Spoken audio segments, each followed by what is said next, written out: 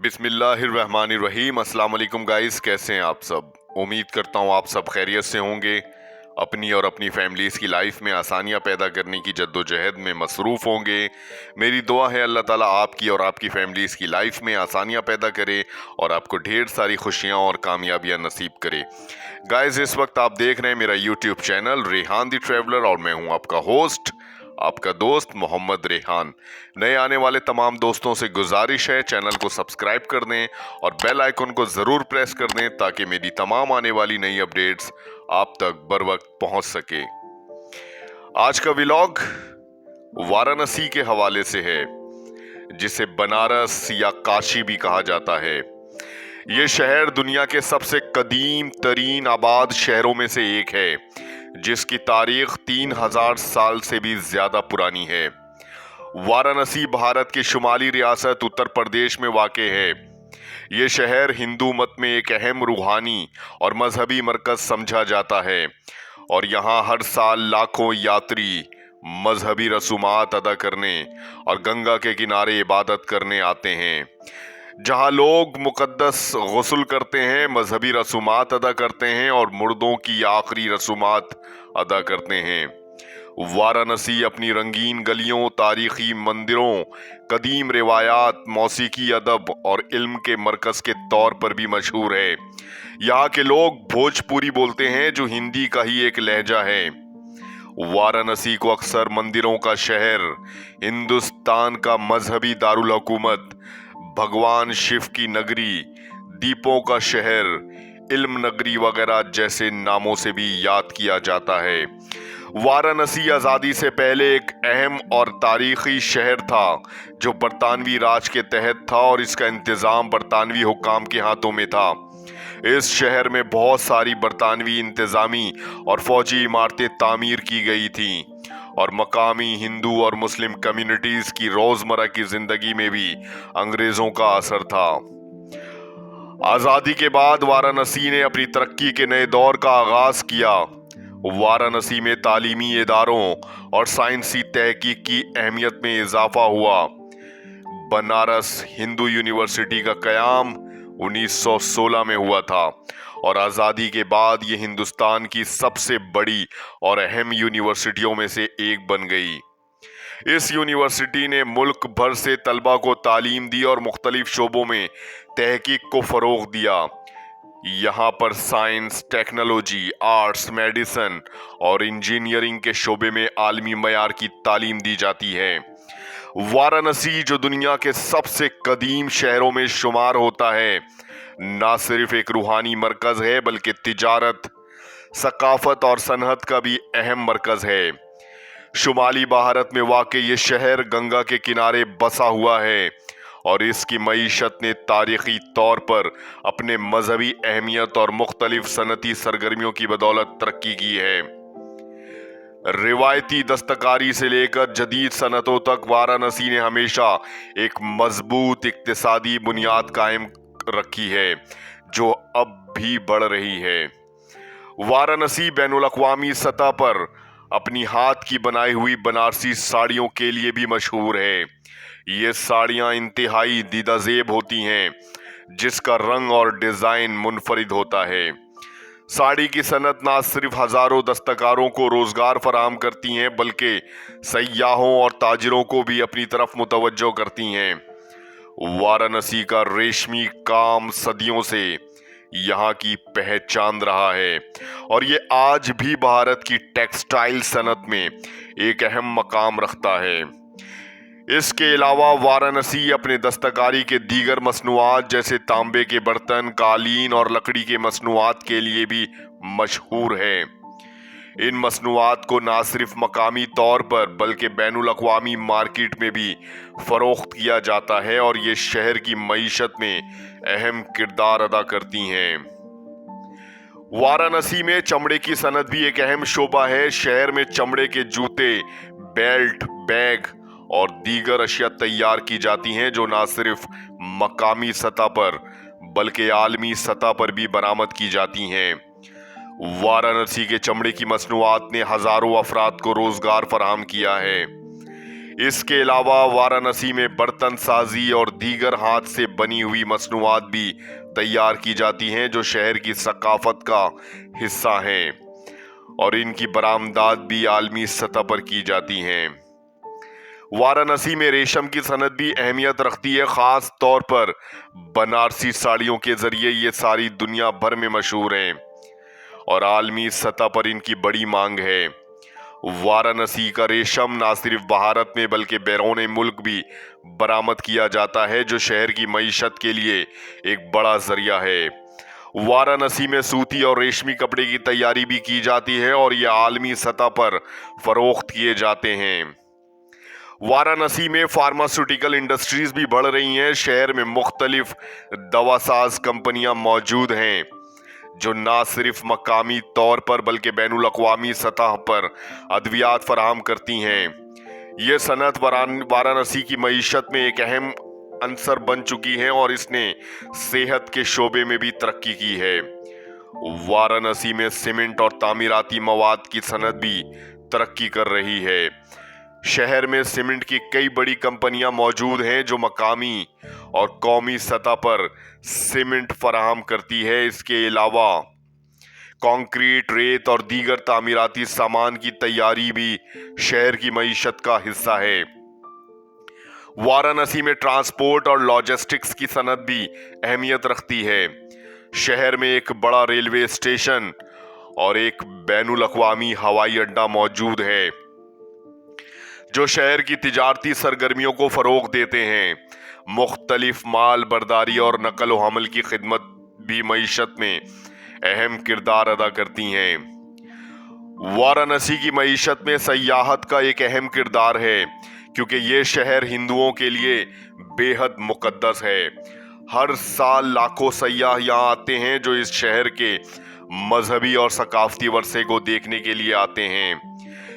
गंगा के किनारे पर वाक़े मुख्तलिफ घाट, मंदिर और तारीखी मकामात जैसे विश्वनाथ मंदिर और सनार्थ सयाहों को अपनी तरफ मुतवज्जो करते हैं। श्री काशी विश्वनाथ मंदिर भारत के सबसे मशहूर और मुकद्दस मंदिरों में से एक है जो कि वाराणसी शहर में वाक़े है। ये मंदिर हिंदू मजहब में बहुत अहमियत रखता है क्योंकि ये देवता शिव को वक्फ है। काशी विश्वनाथ मंदिर का तारीखी पस मंजर बहुत कदीम है और इसे 5000 साल से ज्यादा पुराना समझा जाता है। ये मंदिर वाराणसी के रूहानी अहमियत के सबब बहुत मशहूर है क्योंकि यहाँ हिंदू अकीदे के मुताबिक मरने वाले शख्स की रूह को मुक्ति मिलती है। मंदिर की मौजूदा इमारत की तामीर 1780 में रानी अहलियाबाई के दौर में हुआ था, जबकि इससे पहले मुख्तलिफ अदवार में कई बार इसकी तामीर और तौसी की गई थी। मंदिर की हालिया तजदीद और तरक्की में कई बड़ी तब्दीलियां की गई हैं जिनमें मंदिर के इर्द गिर्द सड़कों की तौसी, नई इमारतों की तामीर और सिक्योरिटी के इंतजामात शामिल हैं। इसके अलावा काशी विश्वनाथ कॉरिडोर मंसूबा भी शुरू किया गया है जिसके तहत मंदिर के इर्द गिर्द की जगह को वसी किया गया है ताकि अकीदतमंदों को बेहतर सहूलतें फराहम की जा सकें। मंदिर में रोजाना की बुनियाद पर मुख्तलिफ पूजा व इबादात का इनेकाद किया जाता है और अकीदतमंद इन इबादात में शिरकत करते हैं ताकि इनकी जिंदगी के तमाम दुख दूर हों और इन्हें रूहानी सुकून मिले। मंदिर में अकीदतमंदों के लिए खास तौर पर दरबार के अंदर जाकर पूजा करने का एहतमाम भी किया गया है। यहाँ आने वाले ज़ायरीन को ना सिर्फ रूहानी सुकून मिलता है बल्कि वो अपनी जिंदगी की अहम दुआएं भी करते हैं। गंगा आरती एक रूहानी और मजहबी रस्म है जो भारत में गंगा नदी के किनारे मुख्तलिफ मुकामात पर खास तौर पर वाराणसी में की जाती है। ये आरती गंगा नदी की पूजा और इनकी अजमत को तस्लीम करने के लिए की जाती है और इसकी रूहानी ताकत को सराहना है। ये रस्म अकीदतमंदों के लिए एक रूहानी तजुर्बा होता है। गंगा आरती की तारीख बहुत कदीम है और ये हिंदू मजहब के मुख्तलिफ त्योहारों और रसूमात का हिस्सा हैं।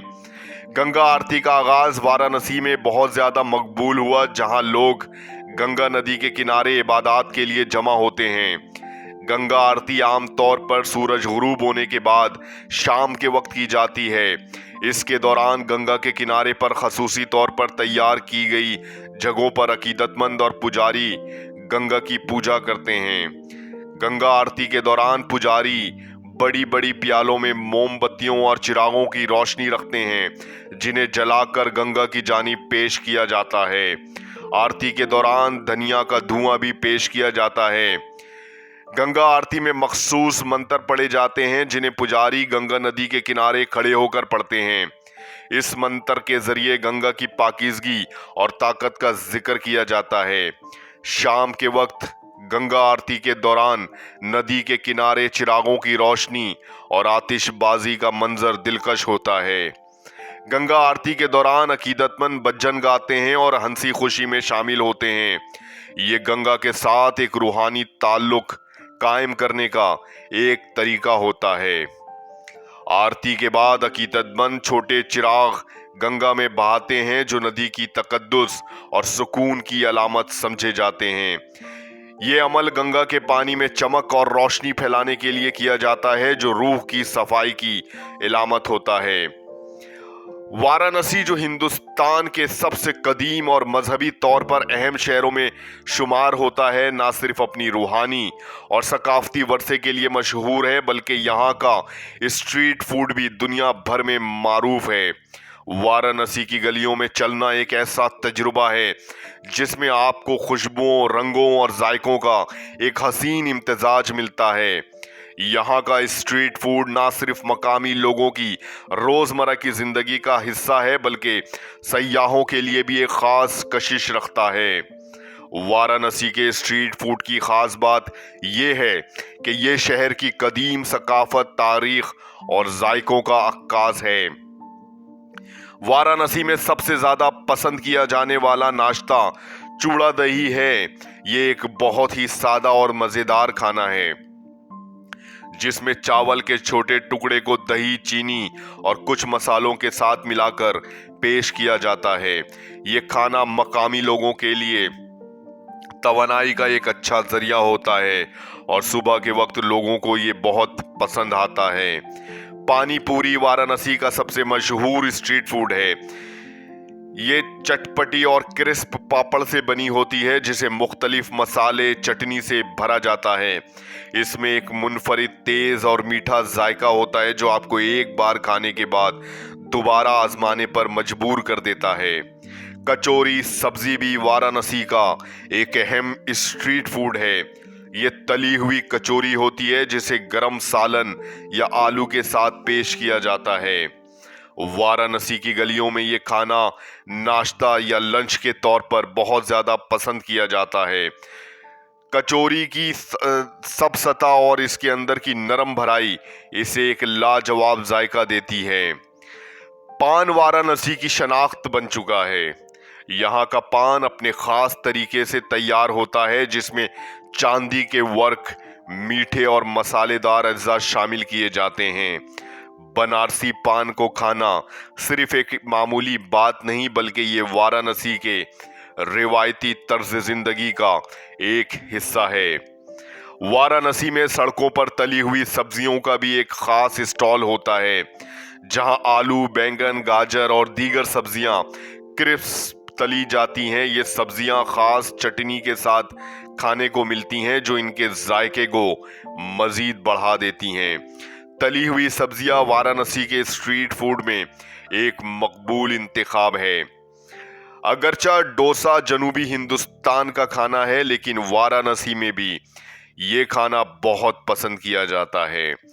डोसा एक पतला और क्रिस्पी पैकिंग होता है, जो गरम गरम तवा पर पकाया जाता है। वाराणसी में आपको मुख्तलिफ किस्म के डोसे मिलेंगे। प्लेन डोसा, मटन या चिकन डोसा, मसाला डोसा काबिले जिक्र हैं।